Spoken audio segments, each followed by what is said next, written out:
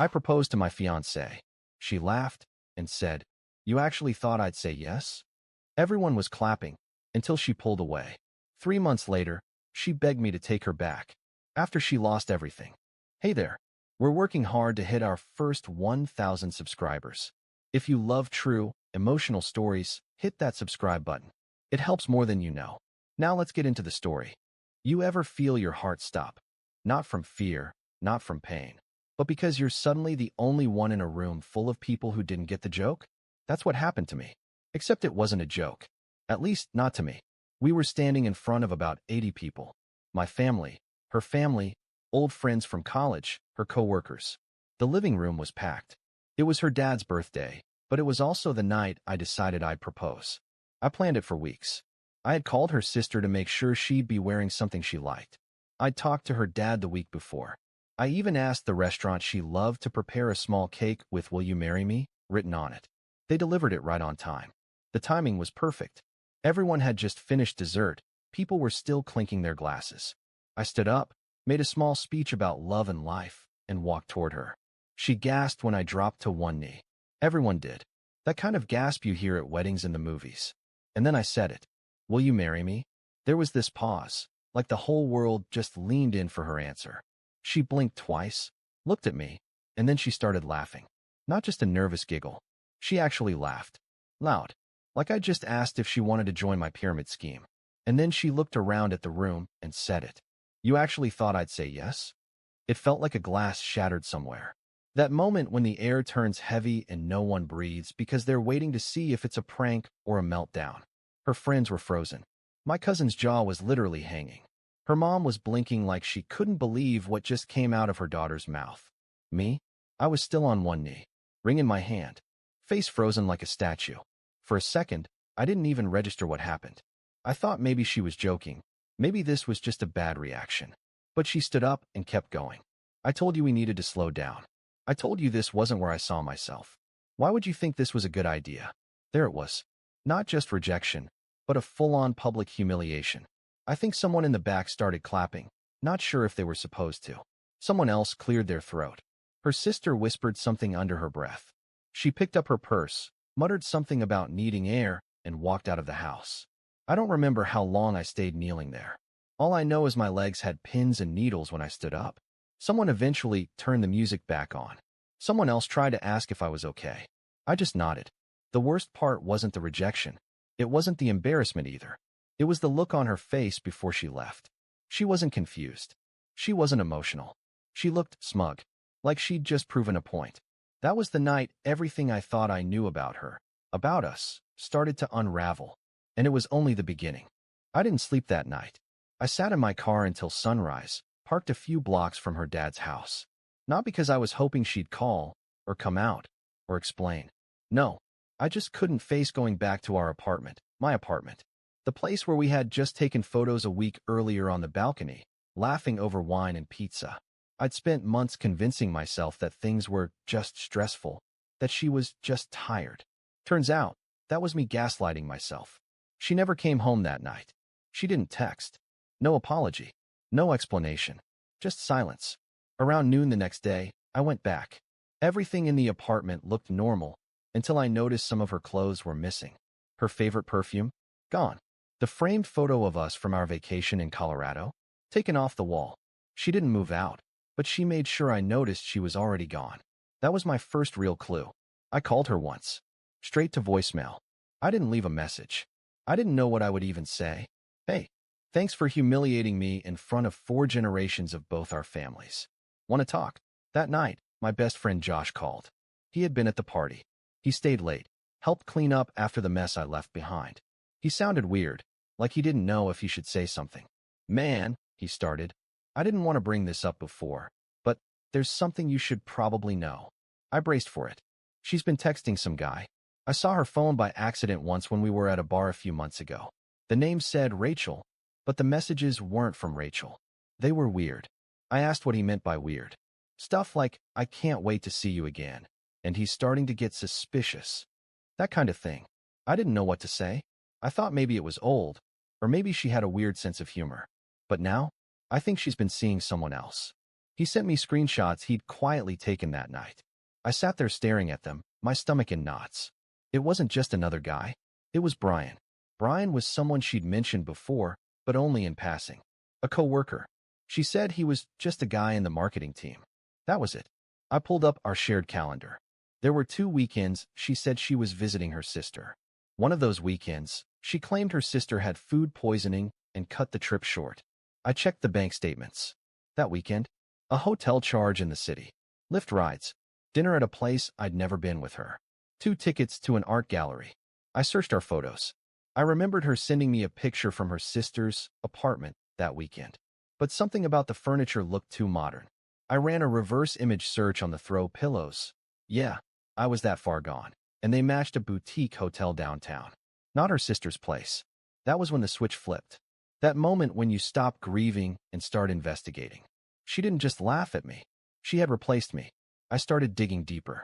And what I found next, it made me realize just how far she'd gone to keep me in the dark. I had paid off her student loans. Every last cent, $42,000. I helped her land a job at my friend's company when she was unemployed.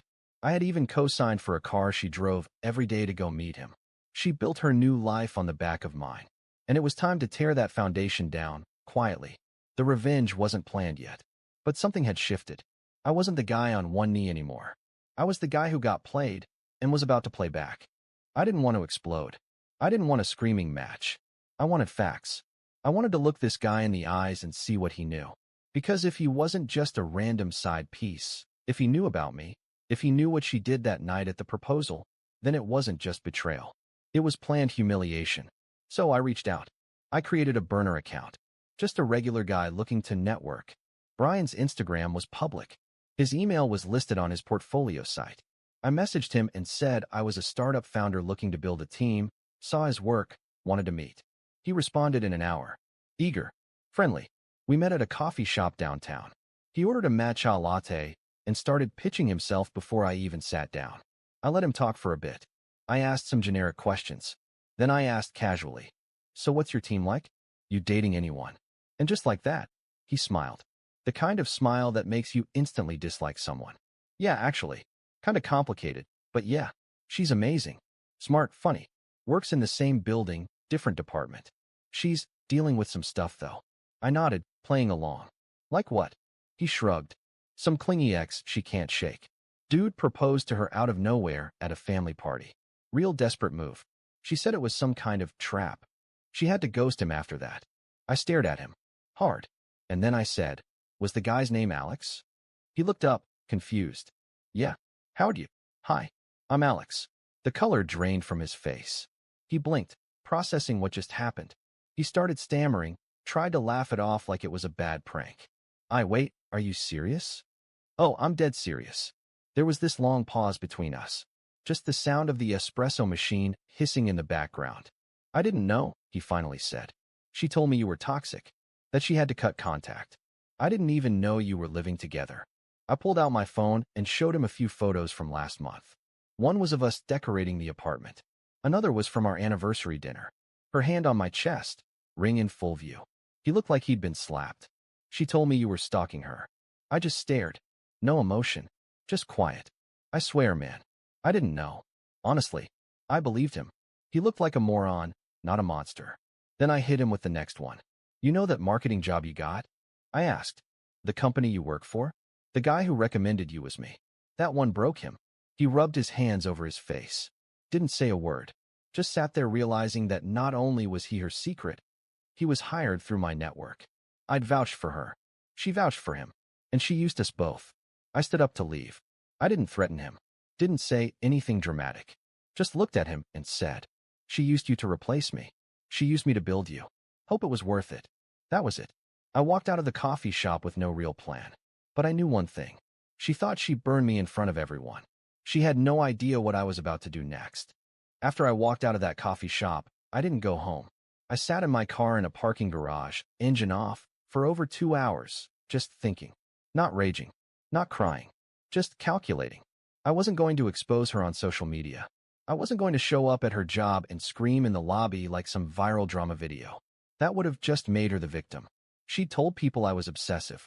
that I was unstable. I couldn't feed that lie. What I could do was let her lies collapse from the inside. First, I called my friend Evan. He's the guy who runs the startup I helped her get hired at. She'd been working there for about 9 months. She always bragged about how she landed it herself, but in reality, I sent Evan her resume directly and told him she was reliable. Evan picked up immediately. He hadn't heard what happened yet. "Hey man," I said, keeping my voice steady. "Listen, I don't want to drag you into anything, but there's something you need to see." I sent him the screenshots, the messages between her and Brian, the photos, the receipts. I also included the clip from the proposal. Evan went quiet. "Is this recent?" he asked. I told him everything. The fake names in her phone, the lies to Brian, the fact that she was dating one employee while still working under another and never disclosed any of it. That's a huge HR violation in his company. Strict policy. No relationships between departments without disclosure. "I'll talk to legal," he said. "But if this checks out, they're both gone." That was step 1. Step 2 was dinner. I texted her that afternoon. "Hey, I think we should talk. Just the two of us. I'm not angry, just tired." She replied in 10 minutes. "Fine. I'm free tonight. 7 p.m. She picked the restaurant. Of course she did. Some overpriced sushi place she used to say was our special spot. When I walked in, she was already seated. Hair done, makeup on, looking like someone who knew she had something to prove. She didn't smile when she saw me. Just that same smug look she had when she laughed at me in front of everyone. "You wanted to talk?" she said, sipping wine like she was already bored. I looked at her for a second, then pulled a manila envelope from my coat and slid it across the table. She paused, looked down at it. "What's this?" "Read it." Inside were printouts of the messages she'd sent Brian. Photos, screenshots, a short summary of HR policy from her company's website, and, just for flair, a copy of her fake Rachel contact profile from her phone, with one line highlighted, "Don't reply if he's in the room." She didn't say a word. Her hand went from the stem of the glass to her lap. Her face dropped. "You played both of us," I said calm. "You took everything I gave you and used it to build a lie. You could have just broken up with me. You didn't have to humiliate me." She started, but I cut her off. "Don't. I'm not here for an apology. I just wanted you to see what's coming." I stood up, left a $20 on the table, and walked out. That night, I turned off my phone, took the batteries out, slept like I hadn't in weeks. The next morning, I woke up to 37 missed calls, 12 voicemails, and 22 text messages. But the best one? A message from Evan. HR confirmed it. "They're both out. And I sent your reference to the board. Brian's done too." She tried to ruin me in public. Now she had to explain why her new boyfriend got fired and why she was suddenly unavailable for comment. I didn't respond to her calls. Not that day. Not the one after. Not the one after that either. I wasn't ignoring her to be petty. I just didn't see the point anymore. What was I supposed to say? "Hey, thanks for the emotional car crash. Hope you enjoyed the ride." Besides, I already said everything I needed to say at that dinner. But watching the fallout, that was something else entirely. It started with a group text from her uncle, of all people. Apparently, he'd been CC'd in the email Evan sent internally to the company board, since they had some startup investment overlap. He forwarded it, accidentally or intentionally, I'll never know, to her entire family chain. No subject. Just, "You all need to see this before you ask me about Thanksgiving." Then silence. And then the screenshots I sent to Evan started making the rounds. One of her cousins, who I guess had always had a weird soft spot for me, texted me directly. "Bro, I'm so sorry. We had no idea. She told us you went nuts and ruined the proposal to trap her." We believed her. Her dad called me, too. Twice. Left a voicemail. He sounded like a ghost of himself. "Alex, I don't know what to say. I raised her better than that. You didn't deserve that. None of us did." I never called him back. Nothing against him. I just didn't have anything left to give. By day 3, she was off every group chat. Instagram, deactivated. Facebook, wiped clean. Her professional portfolio, taken down. Even her LinkedIn was scrubbed. I got a DM from one of her close friends who'd been there the night of the proposal. I remembered her because she was the only one who looked truly shocked when it all went down. She told everyone you were stalking her. That she said no because you were manipulative. That's what she told Brian, too. I can't believe I defended her. I didn't answer that one either. Not to be rude. But again, what was the point? They were finally seeing what I saw. That was enough. And then came the final blow. Brian sent me a message. Not a long one. Not defensive. Not angry. Just, you were right. Apparently, when the HR investigation launched, they dug through everything. Turns out she had used another guy's reference before Brian, another coworker. Same pattern, different name. She'd built her whole career on emotional fraud and strategic lies. When she got suspended, she blamed Brian. Said he pressured her to keep it a secret. He showed the emails proving otherwise. The company let them both go. Quietly. No lawsuits. Just cut ties and moved on. Brian was devastated. From what I heard through mutuals, he moved out of the city altogether. Told his friends he didn't even know who he was dating. And her? That voicemail she left me? That one voicemail out of the dozens? She sounded different. Flat. Hollow. I guess you won. Is that what you wanted? You embarrassed me. You turned everyone against me. I hope it was worth it. Can we talk? Can we talk? No. Because talking was what I tried for 2 years. Talking was the way I told her I loved her. Supported her. Fought for her. Proposed to her. She had her chance to talk. Now she could sit in the silence she made. It's been 8 months since the proposal. I don't tell people the full story anymore. Not because I'm embarrassed, but because I just don't need to. When people ask what happened between me and her, I say something like, we weren't on the same page, or life took us in different directions. Sometimes I even smile when I say it. Not because I'm bitter, because I made it through. The first few weeks were weird. I'd come home and instinctively expect her to be there. I'd hear her favorite song in a store and feel my stomach turn. I donated most of the things she left behind. Sold the car she used. Repainted the walls. I turned the apartment into mine, not ours. I focused on work. Then I quit work. I realized I had spent so long building a future around someone else's dream, I didn't even know what mine looked like. So I took a chance. I cashed out a chunk of my savings and started freelancing full-time. Built a website. Reconnected with some old clients. Started saying yes to things I normally would have made excuses for. New cities. Late nights. Real conversations. And the funny part? The more I let go of her, the more people like her faded too. Friends who had stuck by her side quietly slipped away when they realized what she did. Others messaged me months later saying they had a feeling but didn't want to get involved. Whatever. Let them all disappear. The people who stayed, Josh, Evan, my cousin who helped me burn the last box of memories in a fire pit behind his house. Those are the ones who mattered. Last week, I got invited to a wedding. One of Evan's friends. Small rooftop thing in the city. Casual but nice. I went solo.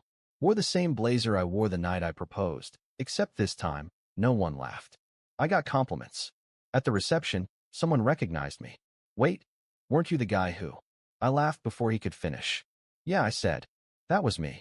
And I meant it. That was me. A version of me who bent over backwards for someone who saw me as a stepping stone. A version of me who confused loyalty with self-sacrifice. I'm not angry anymore. I'm grateful. She gave me a front row seat to my own rock bottom and a very clear exit sign. I never responded to her voicemail. Never texted back. Never checked if she made a new Instagram. I don't care. If she's out there still telling people I ruined her life, good. Let her. Because the truth? The moment she said, you actually thought I'd say yes? That's when she set me free. And I finally said yes. To myself. And that's the story. If you're still here, that means you're one of us. So go ahead, hit that subscribe button. I drop new chaos every single day, and trust me, tomorrow's story, it's even worse than this one.